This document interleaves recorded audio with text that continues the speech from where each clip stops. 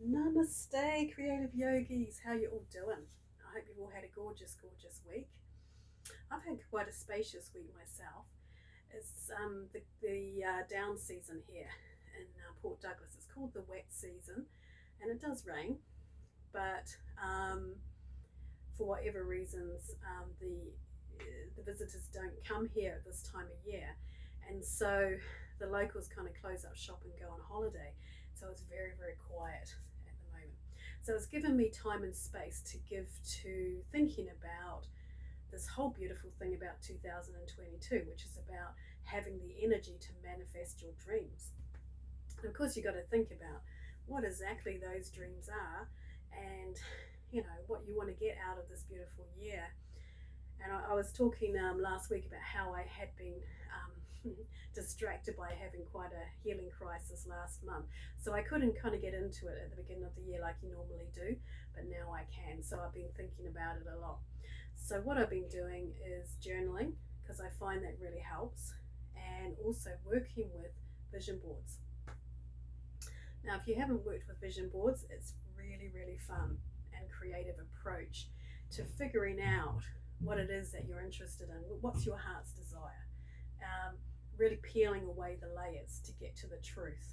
And I find by engaging with your creativity, which is really essentially engaging with your unconscious self, you can really get to the heart of the matter, and in a really fun, playful way as well. So I know a lot of you tell me that you're not creative. And then you tell me what you're doing with your spare time and what you've been getting up to. And of course, you're creative. You wouldn't be engaging with my style of yoga and all that sort of stuff if you weren't creative, quite honestly. Even the yoga itself, with the yoga dance stuff, is creative. Our meditations are creative. And just because you didn't train to be an artist doesn't mean that you're not creative. We are all co-creators of our lives, and it's actually recognizing that. And I think that's why it's so important to incorporate creative practice into your life. It's helping you to get in touch with that side of yourself, to realize that you can manifest a painting or a drawing or a poem or a story or whatever through your own imagination. And what we're doing with the vision boards, we're using collage, so you don't have to be able to draw or paint. So that sidesteps all that sticky stuff, and yet you're still creating a beautiful image for yourself. So with the collage, what you do, and I do actually have a step-by-step guide in my website with this, by the way, if you're interested. But I'll talk you through it now. Basically, you get lots of magazines and you pull out all these beautiful images that reflect this vision that you have, what you want to manifest. So say, for instance, you want to move house. So the images are of this ideal house and what it looks like on the inside, what furnishings, what does the garden look like, what part of the world are you in, those kind of images you collect.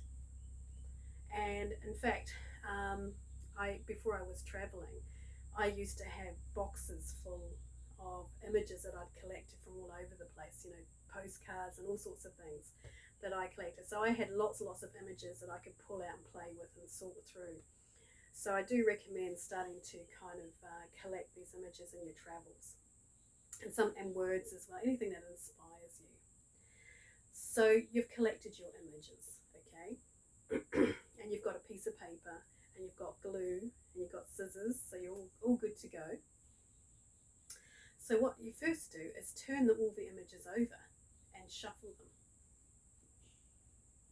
And then you pull out 3 images: past, present, and future. You turn them over, and then you've got a story there. So what's the story? And when you're tapping into your storytelling side, right there, you're using your imagination. And you're starting to see that you're telling yourself something. You're giving yourself a message. And this is like having a tarot card reading. So you've got a little story there. And you're also tapping into your ancestral side, because way, way, way back in the day, telling stories was how we shared our histories. We did it through storytelling before we got into writing and stuff like that. So we're tapping into something really ancient in ourselves, and of course we're tapping into our unconscious self as well. So this is really interesting. So you've got your 3 pictures, and then you do it again, and you just keep doing it and keep doing it, finding these little stories and getting enough images to fill the page, whatever page that you've got, as many as you feel you need. And so you've got all these images that have been pulled out. Of all the ones you've pulled out, you've actually kind of selected a few more, for a few of them. The other element is to embody your vision board. So thinking about your body and what part of your body right now is speaking to you, is trying to get your attention. Last year, it was my arm all the way down. It was really painful. I'd done something to myself.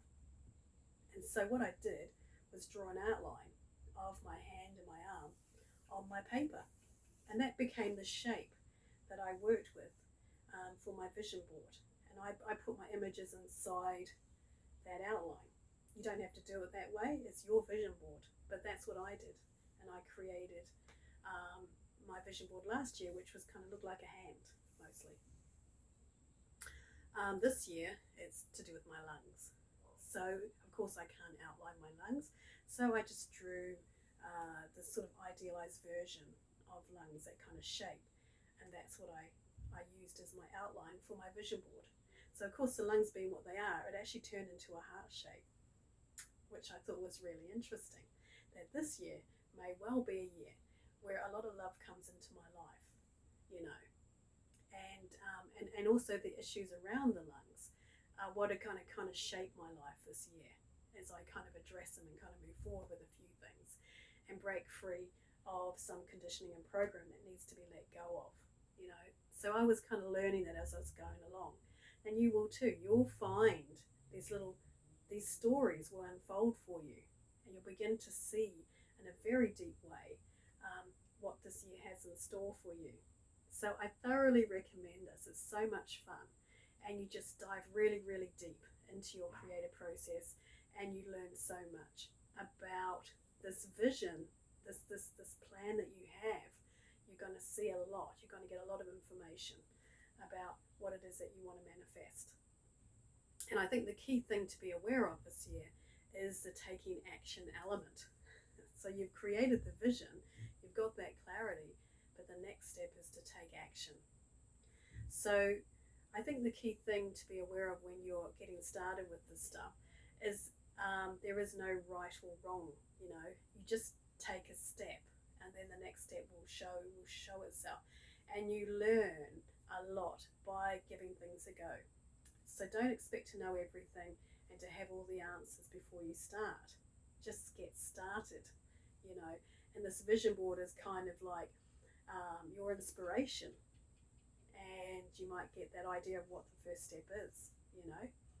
And it keeps you on track throughout the year. Put it up on the wall, and it reminds you, because we get distracted, you know. So having that there all year will keep you on track and remind you that, oh yeah, that's right, I'm busy with this. You know. So the most important thing about manifesting change in your life is understanding that you have to do something. You know, you have to actually take the action and learn from that and grow from it, and then keep going, you know, keep going and keep going. So you've got your support system around you. That's got the people who kind of like are your cheerleaders to help you keep going, and just carry on learning and growing as you go through the year. And you'll find by the end of the year, you've really shifted. You've really manifested the significant change for yourself. So I was talking last week a bit about different parts of the body and how they relate to certain issues, emotional issues. Is understanding that yogis understand the body differently from the medical profession. The medical profession has this scientific approach to the body, and so this sort of evolved in I think it was Victorian times, but not 100% sure. And this way of working with the body working with disease and dysfunction and all that sort of stuff, has actually helped us to really understand the body quite significantly, and how to heal the body and all that sort of stuff. But yogis understand the body differently. I'm not saying it's better or worse, it's just different. It's a different system. So a lady called Louise Hay, she actually mapped the body. She's the first one that kind of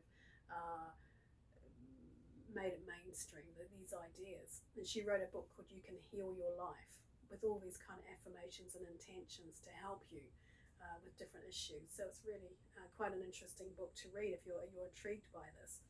So basically she mapped the body and understood that different parts of the body hold different emotions. That was kind of the theory behind it. And